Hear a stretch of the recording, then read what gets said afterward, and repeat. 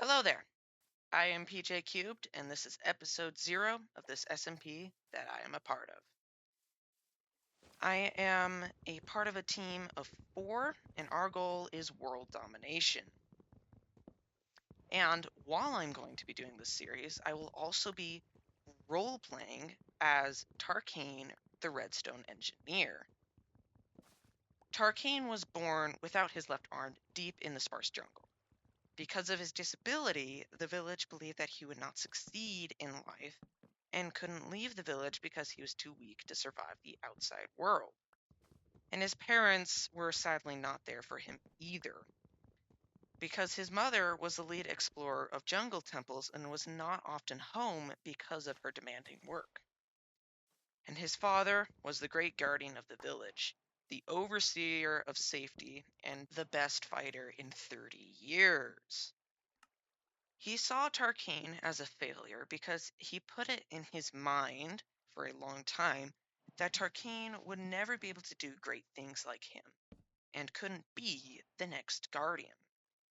But because of Tarcain's father being who he is, Tarcain had a natural skill for fighting and tactics. But when he tried to help his father with his skills, wasn't enough. It was never enough. But nothing could stop his curiosity or his thirst for adventure. Tarcain had a dream to go out in the world and do what they all said he couldn't. He wanted to find and learn things for himself. Growing up in this environment was hard, and Tarcain developed a relentless spirit and a stubborn attitude towards anyone who criticized him. The people in the village called him a rhino because of that, because if you challenged him in any way, he would keep pushing until what he was working towards was finished. That same rhino personality was not helpful towards making friends.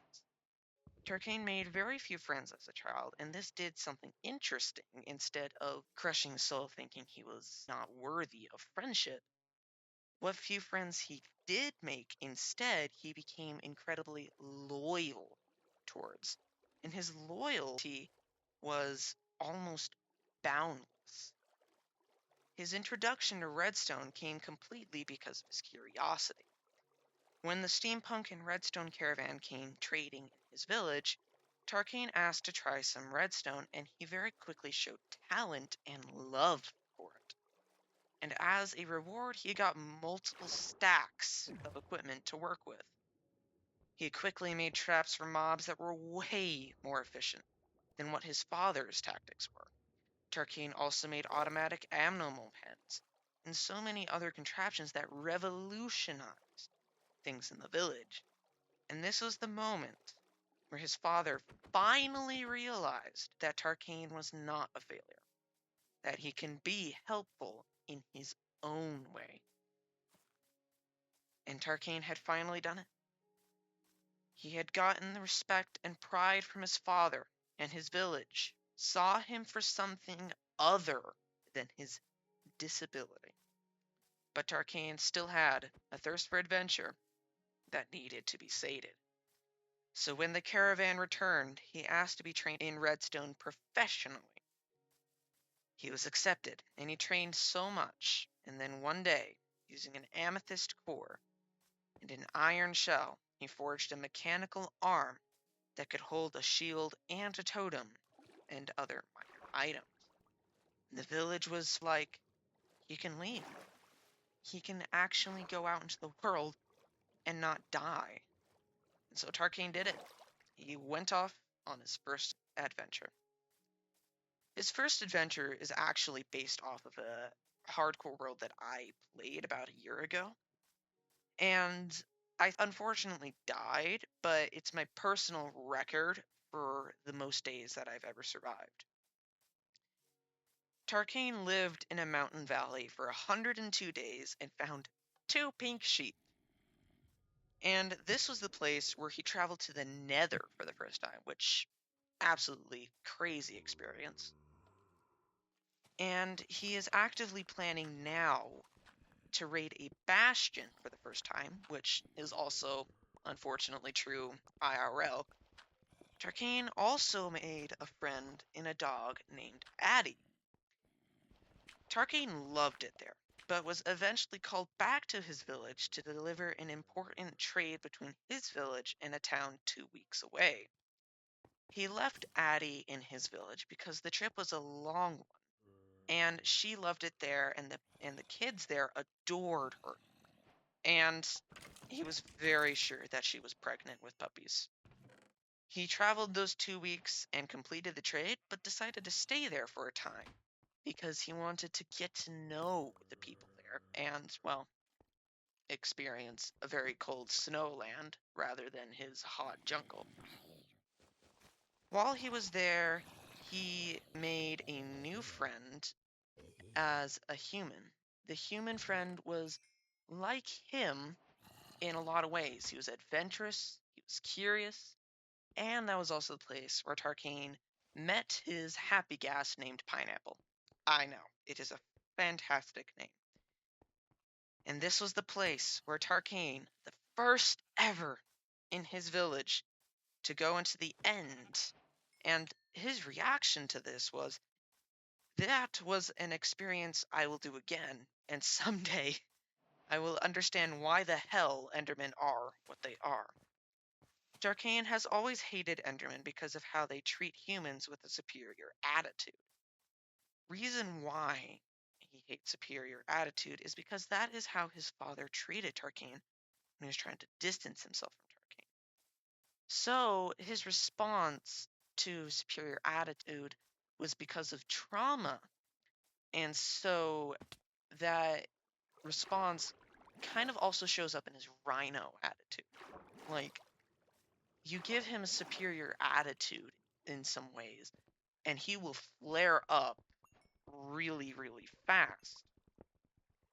And Tarkain has also been curious about Enderman for a long time, too. So it's a love-hate situation, because Tarkain is like, wonders, how do they teleport? How do they communicate with each other? But the most important thing that he learned about there while in the town was the legend about the Rose Bramble. It was a mysterious land where very few have ever traveled, and it was said that it was a gorgeous place, but it had a dark secret that made it nearly impossible to go in and survive to tell the truth. And naturally, Tarkin got extremely curious about it and tried to find out more, but he was momentarily defeated, which then triggered his rhino personality, and he became fixated on that idea and began to research intensively with his friend. While doing this, he found out an extremely fascinating fact about the rose bramble. It was moving while tracing a triangle, which raised many questions, like, how does it move without destroying terrain? Or how on earth does it move in the first place? He was also able to pinpoint exact location where it would stop, which would leave him a small gap to see this dangerous and beautiful land. And so, him and his friend set out towards the rendezvous point. When Tarkin and his friend were 3 weeks away from the rendezvous point, they met two brothers who were traveling to the exact same location. The two brothers were warriors and scholars. They knew something that Tarkin didn't about the Rose Bramble. Inside of the Rose Bramble, there were 30 artifacts that were worth more than anyone could even comprehend. And that was a minor reason why the brothers were going there. Their main reason, though, was their thrill of a risk and adventure. Tarkain and his friend and the two brothers decided to all travel together towards the Rose Bramble. Along the way, they became good friends and decided that it would be better and more beneficial to stay together as a team. And they arrived at the rendezvous point 2 days early. But as they crossed the ridge, they were surprised and excited to see that there was more people already here at the exact same spot. Tarcain spent the next 2 days getting to know everyone and learn why they were here. Was it for the treasure, the thrill of adventure, research, and so many other questions? But when Tarcain awoke on the morning when the Rose Bramble would supposedly arrive, all of his possessions were gone. And when he ran outside, he saw that all the tents that were there last night were gone. Even the campfire magically disappeared. He also noticed that the mountainous terrain surrounding them was no longer there. It was a flat and empty forest. He could hear the ocean in the distance, and a thick fog surrounded him. He went back inside the tent, and he noticed a note in the dim light. He picked it up and read it. You have been captured in my little game. You trespass on this beautiful island. Now you will suffer the consequences of your actions. I have taken everything you own. You may try to escape, but my magic will not let you go. It is eternal. Even if you were to somehow escape, you would fall into the void and never be seen again. You are bonded here until I see fit. You must survive against my challenge and those same people who made the same foolish and arrogant choice as you. You have 10 chances at survival. If you were to die to anything or anyone, you will teleport to the last time you slept and come back from the brink of death, and you will lose one of my precious chances. If you were to reach your last chance and die, I will not save you from your poor actions. You will have a single week to prepare. I have scattered 20 life shards inside of the city where souls lay trapped. These shards will give you another chance, and 10 power orbs with powers that you can't comprehend have been hidden inside of many buildings across the island. But your greatest threat has never been me. No, it's been the people. Your survival is your only hope at me even considering letting you go. Signed, the last monarch. And that is the lore for the world that the SMP will be taking place in. Now, I will tell you the official rules for the Orbs SMP. Everyone will have 10 lives, and if you die to anything, you will lose one. The only way to get them back is to find one of the 20 life shards found only in ancient cities. You can technically craft them,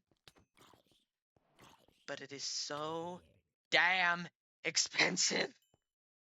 I am genuinely upset by it. I mean, I know it's fair-ish, but still, a beacon and like 8 billion other expensive things? No, that's too much.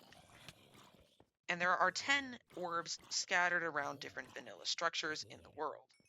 And each orb has its own overpowered ability. For example, the first weekly orb, because one is released every week, is the village orb, only found in a village, and its ability, it is kind of insane for the first orb. Permanent hero of the village. I needs it. I really needs it so badly. And there is a 1-week grace period where PvP is not allowed. However, griefing is allowed during the grace period. But if you kill someone during this, you lose 3 lives. And after the 1-week grace period, it's going to be anarchy. And the end is also locked until week 3. And then here's just gentlemen's rules. No griefing 0-0. It's a safe land. Exception if build at spawn is for gearing up, not for the sake of building. No entering 0-0 while in combat. No end crystals or respawn anchors for PvP. And no duplicating. I am so happy about this. And Elytra have special rules for the SMP that I will be announcing on episode 1 for balancing reasons. And that is the Orbs SMP. I'm so stinking excited for it. Like, oh. I think we stand a genuine chance at world domination. Thank you so much for watching this video. Have a good one.